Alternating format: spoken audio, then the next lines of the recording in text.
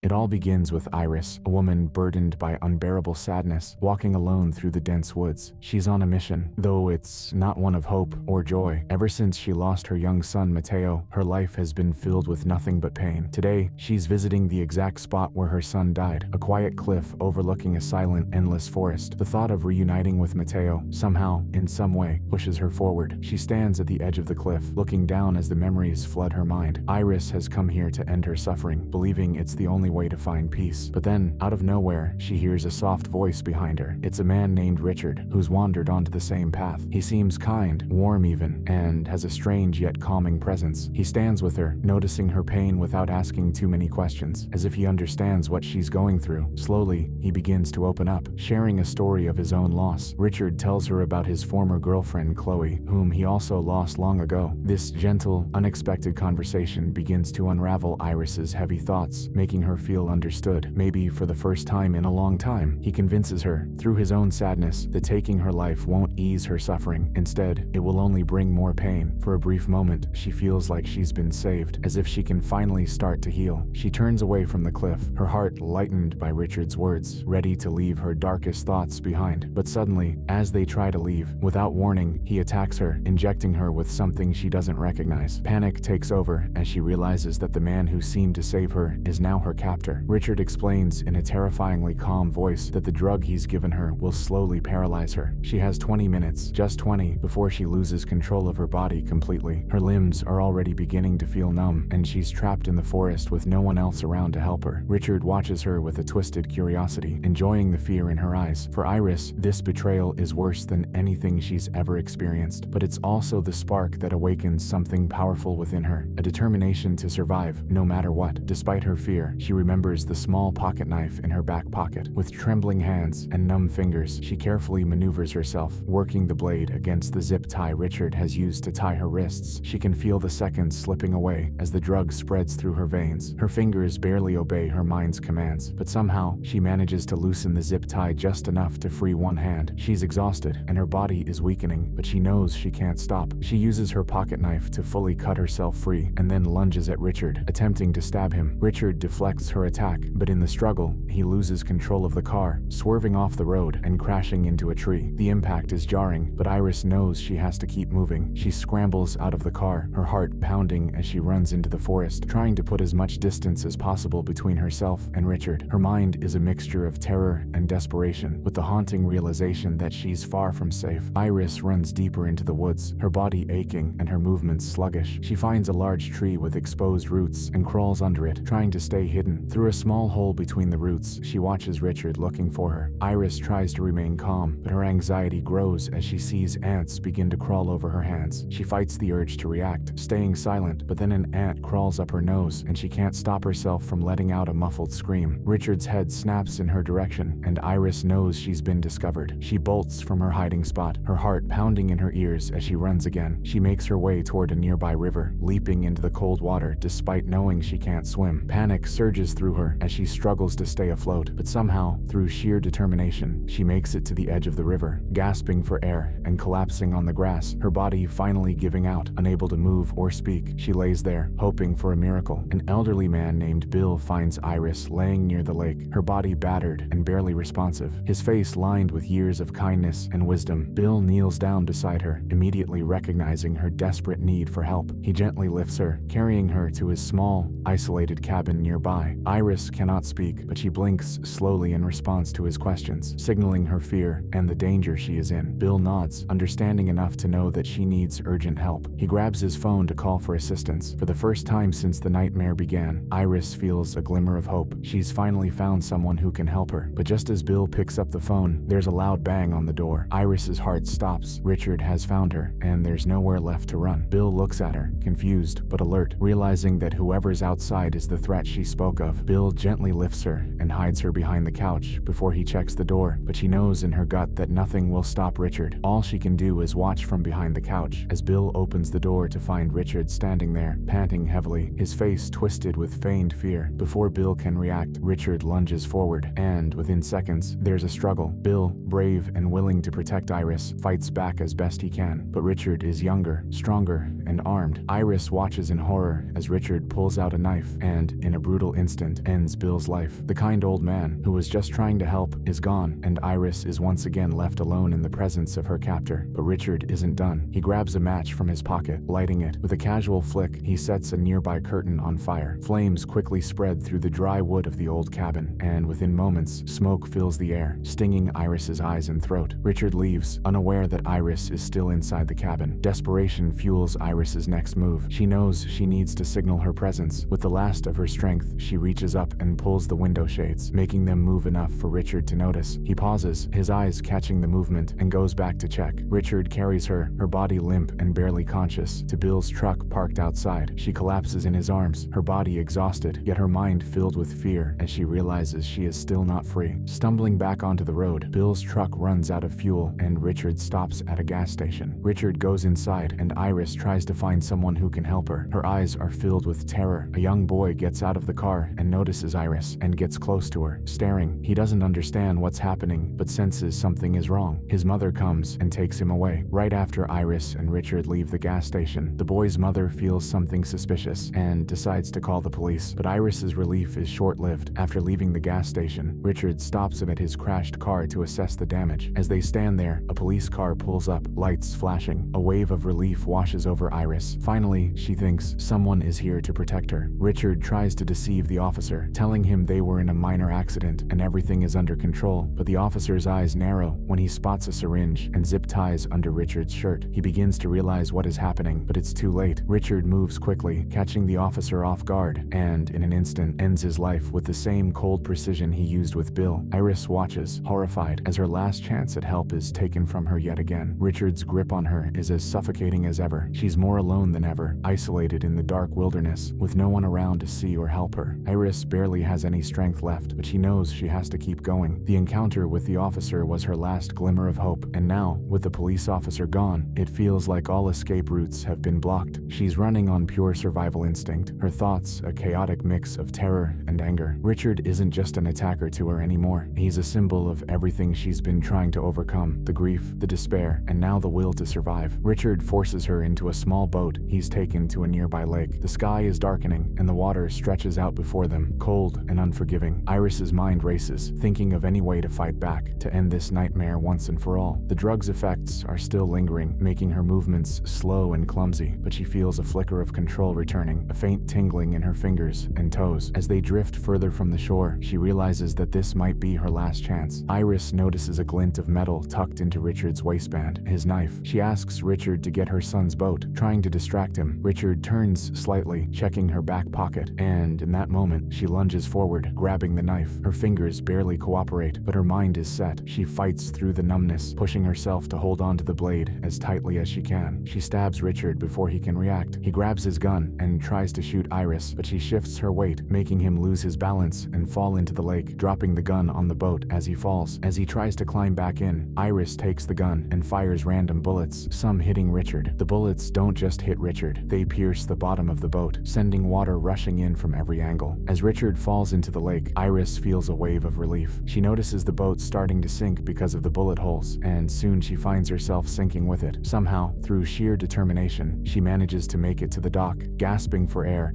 and pulling herself out of the cold water. The cold water shocks her system, making her feel more alive than she has in a long time. She pulls herself onto the dock, her body aching and her lungs gasping for air, but she's alive. Against all odds, she has survived. As she lies there, soaking wet and exhausted, a strange sense of calm washes over her. The terror, the fear, and the hopelessness that had been consuming her for so long seem to dissolve, leaving behind something she hasn't felt in a long time, a sense of purpose. She thinks back to her son, Matteo, and realizes that she's fought through this ordeal, not only for herself, but to honor his memory. In her darkest moments, she thought she had nothing left to live for, but now she understands that her will to survive is stronger than her grief. As she gets up, looking back at the lake, she sees Richard has made it to the shore, barely alive. Despite everything, she feels a strange, unexpected sense of gratitude. This harrowing journey, as terrifying as it was, has reignited her desire to live. She says thank you to Richard, as if acknowledging that this ordeal has given her something she thought she'd lost forever, a reason to keep going. That's a wrap for this video. Thanks for tuning in. If you want to see more content, don't forget to hit that subscribe button. Catch you next time.